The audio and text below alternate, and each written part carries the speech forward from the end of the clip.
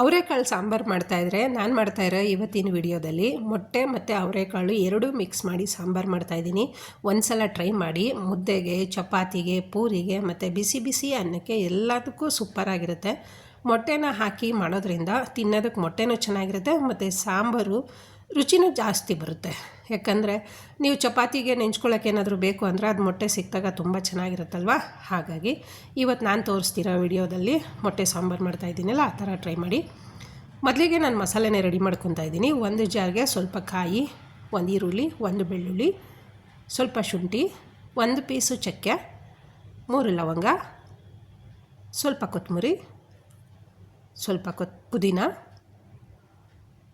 2 spoon chilli powder. Chilli powder ಇಲ್ಲ ಅಂದರೆ ನೀವು ಮಟನ್ ಮಸಾಲಾಗೆ ಸಪ್ರೇಟ್ ಬಿಡಿಸ್ಕೊಂಡಿರ್ತೀರಲ್ವ, ಅದೇ ಹಾಕೊಬೋದು. 2 ಸ್ಪೂನು ಧನಿಯಾ ಪೌಡರು, ಜೊತೆಗೆ 1/4 ಸ್ಪೂನಷ್ಟು ಅರಿಶಿನ ಪುಡಿ ಮತ್ತು 1.5 ಸ್ಪೂನಷ್ಟು ಹುರಿಗಡಲೆನ ಹಾಕ್ಕೊಂಡು ಸ್ವಲ್ಪ ನೀರನ್ನ ಹಾಕ್ಕೊಂಡು ರುಬ್ಕೊಂಬರ್ಬೇಕಾಗುತ್ತೆ. ನುಣ್ಣಗೆ ರುಬ್ಬಿ ರೆಡಿಯಾಗಿದೆ. ಈಗ ಒಂದು ಪಾತ್ರೆಯಲ್ಲಿ ಸ್ವಲ್ಪ ಆಯಿಲ್ ಹಾಕ್ಕೊಂಡು 1/2 ಸ್ಪೂನ್ ಸಾಸಿವೆ ಹಾಕ್ಕೊಳ್ತಾ ಇದ್ದೀನಿ. ಚಿಕ್ಕದು 2 ಈರುಳ್ಳಿ ಹಾಕ್ಕೊತಾ ಇದ್ದೀನಿ. ಈರುಳ್ಳಿ ಸ್ವಲ್ಪ ಫ್ರೈ ಆದಮೇಲೆ ಬಿಡಿಸಿಟ್ಕೊಂಡಿರೋಂಥ ಅವರೆಕಾಳನ್ನ ಹಾಕ್ಕೊತಾ ಇದ್ದೀನಿ. ನೀವೇನು ಈ ಥರ ಸಾಂಬಾರು ಮಾಡುವಾಗ ಕುಕ್ಕರಲ್ಲಿ ಮಾಡೋ ಅವಶ್ಯಕತೆ ಇರಲ್ಲ.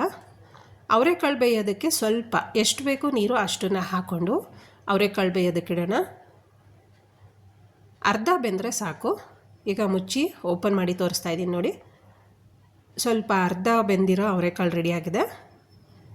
ಇವಾಗ ರೆಡಿಯಾಗಿರೋಂಥ ಮಸಾಲ ಹಾಕ್ಕೊಳ್ಳೋಣ. ಜಾರ್ಗೆ ಸ್ವಲ್ಪ ನೀರು ಹಾಕ್ಕೊಂಡು ಆ ನೀರು ಮಿಕ್ಸ್ ಮಾಡ್ಕೊಳ್ಳೋಣ.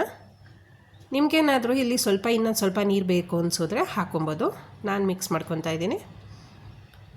ಈ ಥರ ನೀರು ಮಿಕ್ಸ್ ಮಾಡ್ಕೊಂಡಾದ್ಮೇಲೆ ರುಚಿಗೆ ತಕ್ಕಷ್ಟು ಉಪ್ಪು ಹಾಕಿ ಒಂದು ಕುದಿ ಬರೋ ತನಕ ಬಿಡೋಣ. ಯಾಕಂದರೆ ಆಲ್ರೆಡಿ ಅರ್ಧ ಅವರೆಕಾಳು ಬೆಂದಿರುತ್ತೆ. ಇವಾಗ ಒಂದು ಕುದಿ ಬಂದರೆ ಪೂರ್ತಿ ಬೆಂದು ರೆಡಿ ಆಗುತ್ತೆ ನೋಡಿ. ನಾನು ಓಪನ್ ಮಾಡಿ ತೋರಿಸ್ತಾ ಇದ್ದೀನಿ. ಕುದಿ ಬರ್ತಾ ಇದೆ, ಅವರೆಕಾಳೆಲ್ಲ ಬೆಂದು ರೆಡಿಯಾಗಿದೆ. ಈ ಟೈಮಲ್ಲಿ ನಾವು ಮೊಟ್ಟೆನ ಒಂದೊಂದಾಗಿ ನೀಟಾಗಿ ನಿಧಾನಕ್ಕೆ ಬಿಡ್ತಾ ಬರೋಣ. ಈ ಥರ ನಾವು ಮೊಟ್ಟೆನ ನಿಧಾನಕ್ಕೆ ಬಿಡೋದ್ರಿಂದ ಅದು ಮೊಟ್ಟೆ ನಾವು ಒಡೆದು ಏನು ಬಿಡ್ತೀವಿ ಉಂಡೆ ಉಂಡೆ ಥರ ಹಾಗೇ ಚೆನ್ನಾಗಿರುತ್ತೆ. ನೀವು ಈ ಟೈಮಲ್ಲಿ ಸ್ಟವ್ನ ಆಫ್ ಮಾಡಿಕೊಂಡು ಬಿಡ್ಬೋದು. ಸ್ಟವ್ನ ಆಫ್ ಮಾಡ್ಕೊಂಡು ಬಿಟ್ಟರೆ 1-2 ನಿಮಿಷ ಆದಮೇಲೆ ಮತ್ತೆ ಒಂದು ಸ್ವಲ್ಪ ಸ್ಟವ್ನ ಆನ್ ಮಾಡಿ ಸಿಮ್ ಮಾಡಿಟ್ರೆ ಅದು ಮೊಟ್ಟೆದು ಉಂಡೆ ನೀಟಾಗಿ ಬರುತ್ತೆ, ಹದವಾಗಿ ಬರುತ್ತೆ ನೋಡಿ. ನಾನು ತೋರಿಸ್ತಾ ಇದ್ದೀನಿ ಇವಾಗ.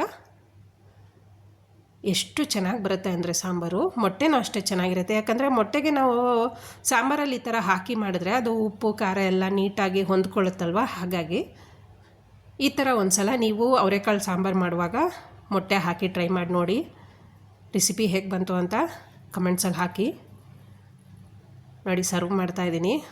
ಮುದ್ದೆಗಂತೂ ಸಖತ್ತಾಗಿರುತ್ತೆ. ಮುದ್ದೆ ಮತ್ತು ಚಪಾತಿ, ಪೂರಿ ಎಲ್ಲ ರೊಟ್ಟಿ ಮಾಡ್ತೀರಲ್ವ, ಅದಕ್ಕೂ ಈ ಥರ ಸಾಂಬಾರು ಮಾಡಿದ್ರೆ ತುಂಬ ಚೆನ್ನಾಗಿರುತ್ತೆ. ಫ್ರೆಂಡ್ಸ್, ಇವತ್ತಿನ ವಿಡಿಯೋ ನಿಮ್ಗೆ ಇಷ್ಟ ಆಗಿದ್ರೆ ಪ್ಲೀಸ್ ಲೈಕ್ ಮಾಡಿ, ಶೇರ್ ಮಾಡಿ, ಸಬ್ಸ್ಕ್ರೈಬ್ ಮಾಡಿ. ಹಾಗೆ ಹೊಸದಾಗಿ ಯಾರಾದರೂ ಚಾನಲ್ಗೆ ಜಾಯ್ನ್ ಆಗಿದ್ದರೆ ಪ್ಲೀಸ್ ಸಬ್ಸ್ಕ್ರೈಬ್ ಮಾಡಿ. Thank you.